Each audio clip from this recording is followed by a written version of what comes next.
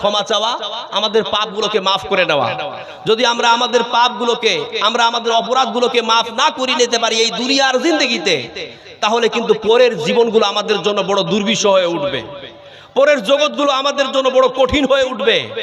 এই যে কবরের জগৎ, হাসরের জগৎ, এই জগৎগুলো কিন্তু বড় কঠিন, আপনি কল্পনাই করতে পারবেন না কত কঠিন। হাদিস কোরআন ঘেটে দেখুন, এক একটা জগতের যখন আমরা কথাগুলো কোরআন হাদিসে পাই, আমাদের রূহগুলো কেঁপে ওঠে। এই জগৎটা আমরা কিভাবে পার করব? তাহলে প্রিয় ভাইরা, ওই জায়গায় গিয়ে তারাই সমস্যার সম্মুখীন হবে, তারাই বিপদের সম্মুখীন হবে যারা দুনিয়াতে নিজের পাপগুলোকে আল্লাহর কাছে মাফ না করে নিতে পারবে। আমি আগেই বলেছিলাম যে আমরা কেউ পাপের ঊর্ধ্বে না, পাপ আমাদের দ্বারাই হতে পারে, কারো বেশি কারো কম, কিন্তু আমাদের বুদ্ধিমত্তার পরিচয় হলো, বুদ্ধিমানের কাজ হলো যে আল্লাহর কাছে ক্ষমা চেয়ে নিয়ে আমরা আমাদের পাপগুলো যেন মাফ করে নিতে পারি।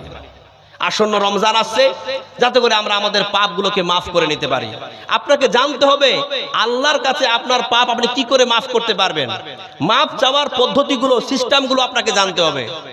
এই মাপ চাওয়ার একটা পদ্ধতি আপনাকে বলছি, মন দিয়ে শুনুন। কয়েকটা পদ্ধতি বলবো, বিশ্বাস করুন। আমি বহু দূর থেকে আপনাদের মাঝে এসেছি, সুদূর বালুরঘাট গঙ্গারামপুর থেকে আপনাদের মাঝে এসেছি শুধুমাত্র এটা বলার জন্য যে আসন্ন রমজান আসতেছে, এটা মাদ্রাসার একটা উন্নতি কল্পের জলসা।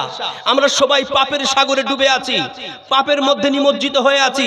আসন্ন রমজানের জন্য আমরা আমাদের পাপগুলোকে মাফ করতে পারি। এই যে মাদ্রাসা, এই মাদ্রাসার মাধ্যম দিয়ে যেন আমরা আমাদের পাপগুলোকে, আমরা আমাদের অপরাধগুলোকে মাফ করতে পারি, এটা বলার জন্যই শুধুমাত্র আপনাদের কাছে এসেছি। তো দেখুন, একটা কথা বলি, আল্লাহর কাছে মাফ চাওয়ার একটা উত্তম পদ্ধতি আপনাদেরকে বাতাচ্ছি। সেটা হচ্ছে এই যে চোখের পানি ছেড়ে আল্লাহর কাছে মাফ চাইবেন। যখন আল্লাহর কাছে ক্ষমা চাইবেন, যখন আল্লাহর কাছে মাফ চাইবেন, তখন চোখের পানি ঝরিয়ে দেবেন। কেননা অনুতপ্ত বান্দার চোখের পানি নাকের ডগা বেয়ে জমিনে পড়ার আগে ক্ষমা করে দেয় কে? আল্লাহ। এটা মাথায় রাখবেন। এই জন্য বিশ্বনবী বলেন, মানুষের শরীরের দুইটা ফোঁটা আল্লাহর কাছে সব চাইতে বেশি প্রিয়। একটা হলো জিহাদের ময়দানে রক্তের ফোঁটা, আর একটা হলো অনুতপ্ত বান্দার চোখের পানির ফোঁটা। জোরে বলুন সুবহানাল্লাহ। তার মানে আমরা যখন আল্লাহর কাছে ক্ষমা চাইবো, তো এই ক্ষমা চাওয়ার সবচাইতে উত্তম পদ্ধতি হচ্ছে যে আমরা চোখের পানি ছেড়ে আল্লাহর কাছে ক্ষমা চাইব। কারণ এই চোখের পানির বিনিময় আল্লাহ তাআলা আমাদের বিগত জীবনের সমস্ত পাপ মাফ করে দেবেন। জোরে বলুন সুবহানাল্লাহ। এটা হলো এক নম্বর। দুই নম্বরটা বলছি, রব্বুল আলামিনের নবী বলেন, as-sadaqatu tudfi'ul khatiyata kama yudfi'il ma'an nara। আল্লাহর কাছে নিজেকে ক্ষমা করে নেওয়ার একটা পদ্ধতি হলো, আপনি যদি আপনার গচ্ছিত সম্পদ থেকে আপনি আপনার টাকা পয়সা আল্লাহর রাস্তায় দান করেন, এই আল্লাহর রাস্তায় দান করার জন্য আল্লাহ তাআলা আপনার বিগত জীবনের সমস্ত পাপ মাফ করে দেবেন। জোরে বলুন সুবহানাল্লাহ। বিশ্বনবী বলেন, যদি কোনো মানুষ নিজের পাপকে, নিজের গুনাহকে মার্জনা করতে চায় আর বলে যে ইয়া ইলাহাল আলামিন, ইয়া রাব্বুল আলামিন, এই যে আজকে বাজার গায়ের এই গোড়ের মাদ্রাসার উন্নতি কল্পের জলসা হচ্ছে, আল্লাহ এই জলসাকে উদ্দেশ্য করে, এই মাদ্রাসাকে কেন্দ্র করে আল্লাহ আমি আমার পকেটের 500 টাকা, আমি আমার অর্জিত সম্পদের 1000 টাকা, 100 টাকা আল্লাহ তোমার এই মাদ্রাসার জন্য, নবীর ঘরের জন্য দান করে দিলাম। আল্লাহ গো, তুমি এই দানের বিনিময় আমার জীবনের গুনাহগুলো মাফ করে দাও। বিশ্বনবী বলেন, as-sadaqatu tudfi'ul khatiyata, এই সাদকা, এই দান তোমার জীবনের গুনাহ মাফ করে দেবে। কামা ইউতফিল মা'আন নারা, যেইভাবে পানি আগুনকে নিভিয়ে দেয়। জোরে বলুন সুবহানাল্লাহ। দেখুন আমার প্রিয় ভাইরা, ধরুন আপনাদের এই বাজার গায়ের একটা বাড়িতে আগুন লেগে গেল, তো ওই আগুনটা আপনারা কি দিয়ে নিভান? পানি দিয়ে না? আপনি ওই আগুনের উপরে পানি ঢালতে শুরু করেন, পানি ঢালতে ঢালতে আগুন নিভিয়ে যায়।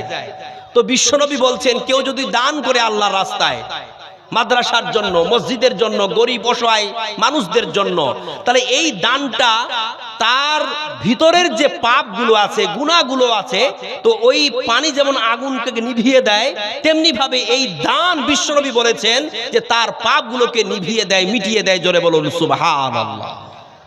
আর আমরা মনে করে থাকি যে দান মনে হয় কোনো ইবাদত নয়।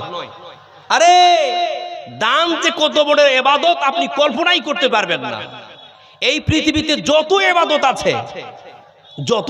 আছে, সকল ইবাদতের মধ্য থেকে এই দান হচ্ছে সবচাইতে শ্রেষ্ঠ ইবাদত, আপনি কল্পনাই করতে পারবেন না।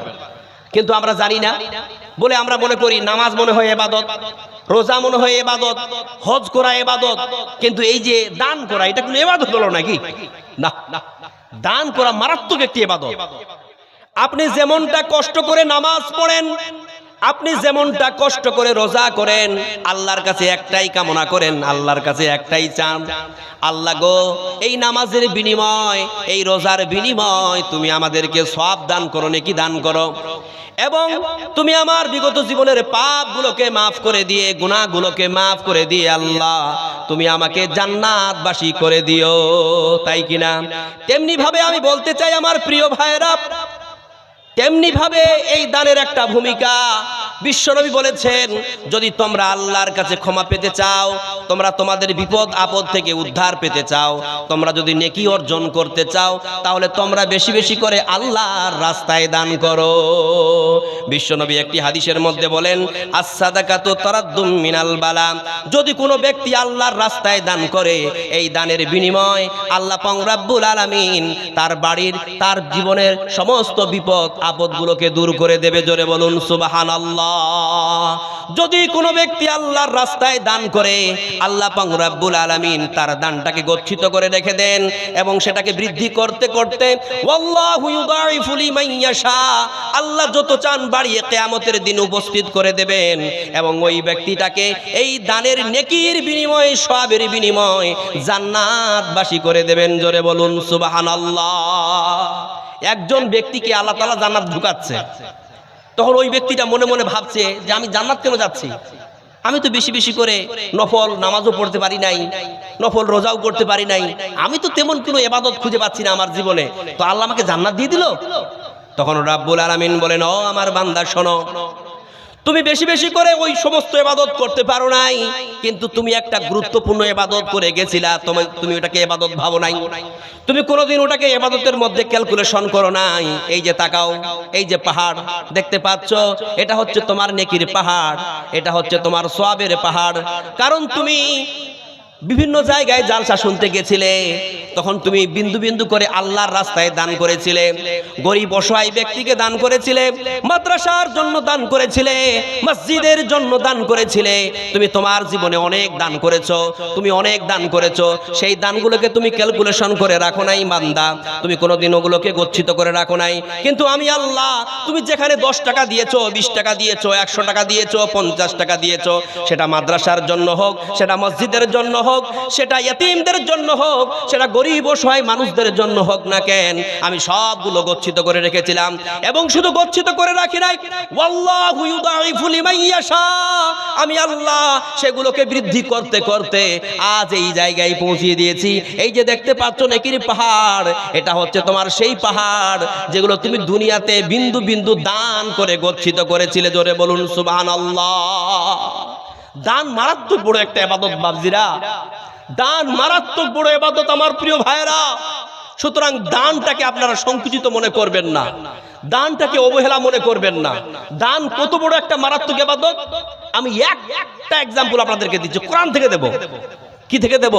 কোরআন থেকে দেব।